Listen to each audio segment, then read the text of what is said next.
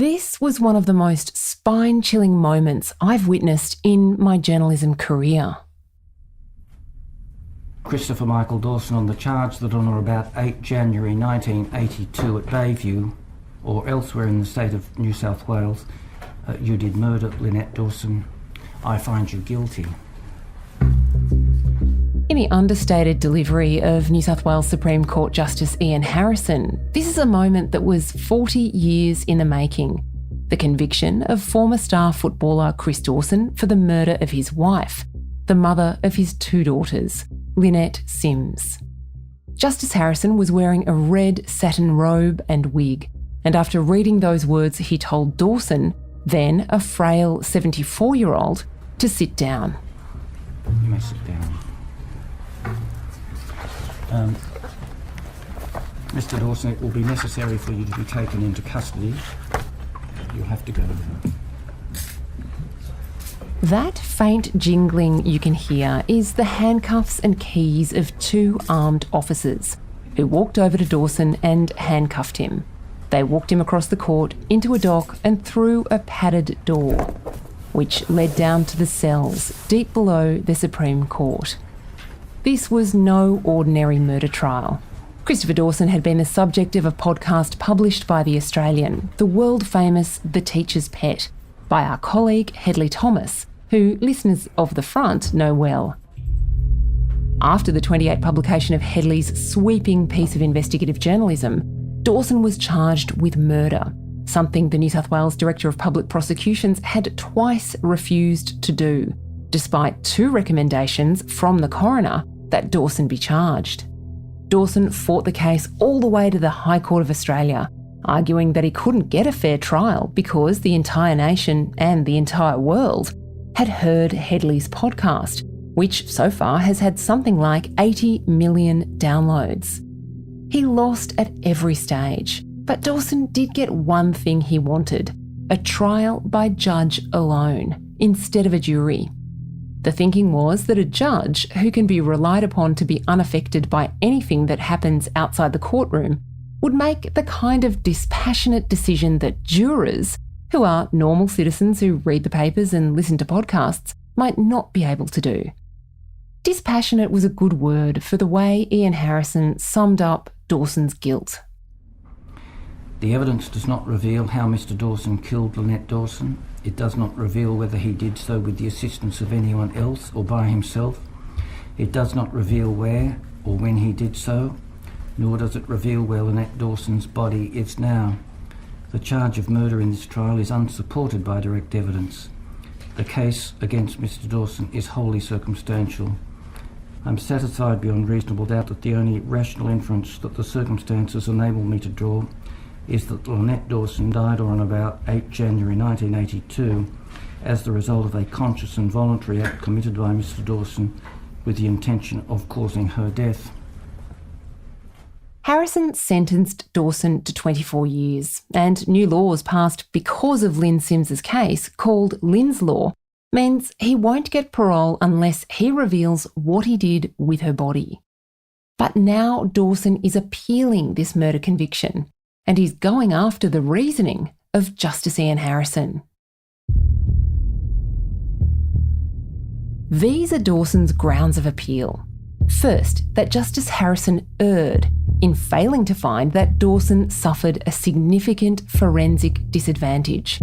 This is all about the delay in Dawson being charged. Lynn Sims disappeared in January 1982.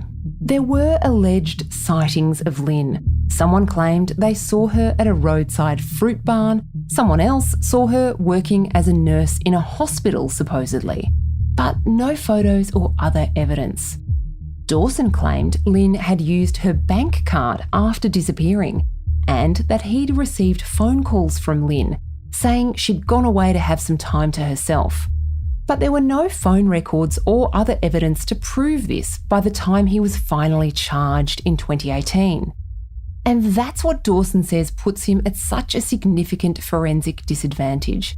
He wasn't able to go and find the evidence that Lynn was still alive because 4 decades had elapsed and there's no phone records or bank statements remaining, and other evidence could also have been lost. This was an argument Dawson's lawyers advanced at trial. His then barrister Pauline David told the judge it was possible Lynn just left the home. She said possible sightings of Lynn weren't followed up by police at the time. As listeners to The Teacher's Pet will know only too well, police just did not take this matter seriously until it was way too late. Justice Ian Harrison said he had taken into account that Dawson could have run a different case if he'd been charged back in 1982. He said Dawson hadn't been able to prove a significant forensic disadvantage. He said although it was true some witnesses had died, some of those witnesses had given police interviews or been video recorded or had been adequately represented at trial by other witnesses. And the judge said evidence like bank card statements had been lost, but he said that could equally weigh in Chris Dawson's favour. That is, if the bank statements existed, they could prove Chris Dawson was lying about Lynn using her bank card.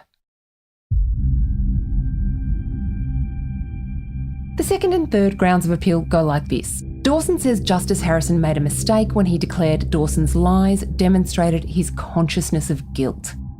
Dawson's complaint is that Justice Harrison went even further than the prosecutors in the way he interpreted Dawson's statements after Lynn disappeared.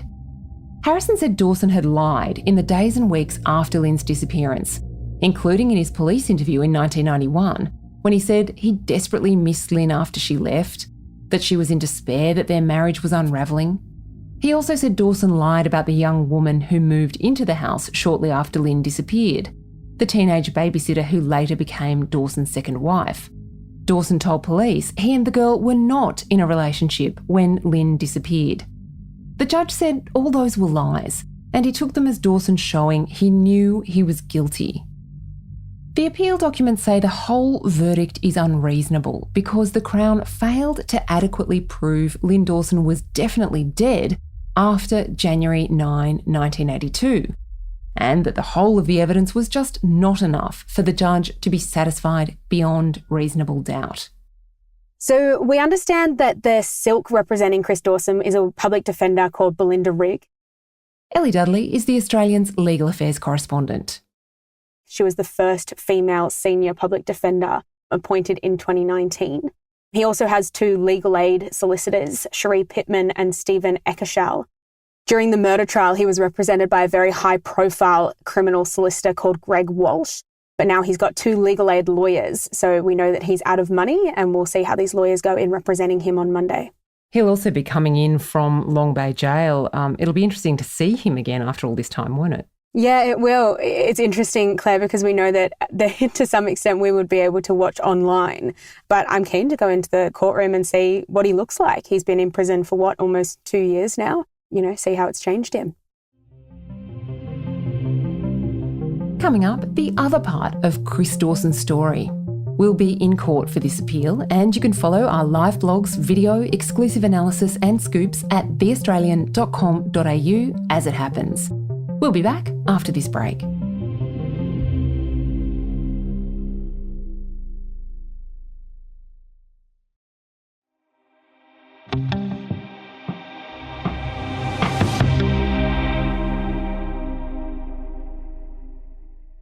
Within months of his conviction for the murder of Lynn, Chris Dawson was back before the court on fresh charges. Today they were forced back together in a Sydney court, reliving a relationship that was allegedly criminal. Chris Dawson accused of carnal knowledge, grooming a 16-year-old. When he appeared in the New South Wales District Court this time last year, Dawson was visibly weathered by his prison experience. He'd swapped his grey suit for prison greens. A blue surgical mask covered half of his face. His tall, once athletic frame slumped ever so slightly. He wasn't there for long. Just days in, Dawson's public defender, barrister Claire Harvey, successfully argued that the early starts and long days were taxing on Dawson and that he should be able to join via video link from Sydney's famous Long Bay prison. After that, Dawson's face loomed over the proceedings from screens around the basement-level courtroom. His voice was scarcely heard beyond polite daily acknowledgement that the technology was functioning as intended. Mr. Dawson, can you see him here? Yes, I can, Your Honour. Dawson pleaded not guilty to the unlawful carnal knowledge of one of his former students, a 16-year-old girl with a troubled home life. She's known as AB. Her identity has been suppressed by the court because she was a child at the time the abuse occurred.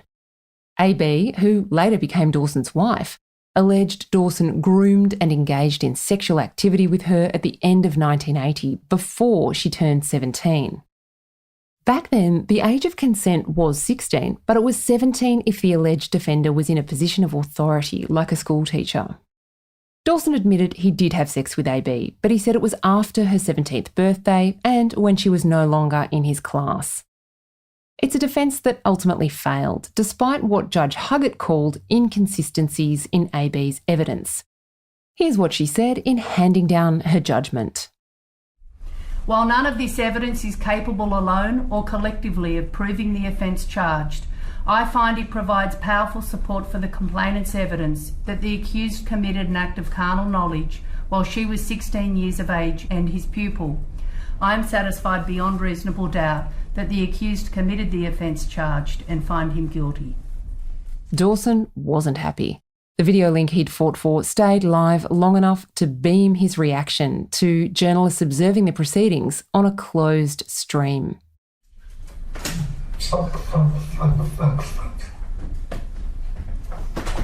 Dawson's serving an additional 3 years in prison for the carnal knowledge charge. Christopher Dawson, for the offence of carnal knowledge of a girl above the age of 10 years and under the age of 17 years, and who was your pupil, I sentence you to imprisonment for 3 years, commencing on 30 August 2039 and expiring on 29 August 2042, with a non-parole period of 2 years, expiring on 29 August 2041, on which date you are eligible for parole. A tricky bit of maths relating to the way the two sentences overlap mean Dawson will actually only serve an extra year. Judge Sarah Huggett got a new job not long after she made that finding. She's now Chief Justice of the New South Wales District Court. These two convictions, the first for murder and the second for carnal knowledge, are linked. Justice Harrison found it was Dawson's insatiable desire to start a life with AB that motivated him to murder Lynn. But this appeal only relates to his conviction for murder. It's possible that in future, Dawson will appeal the carnal knowledge conviction too.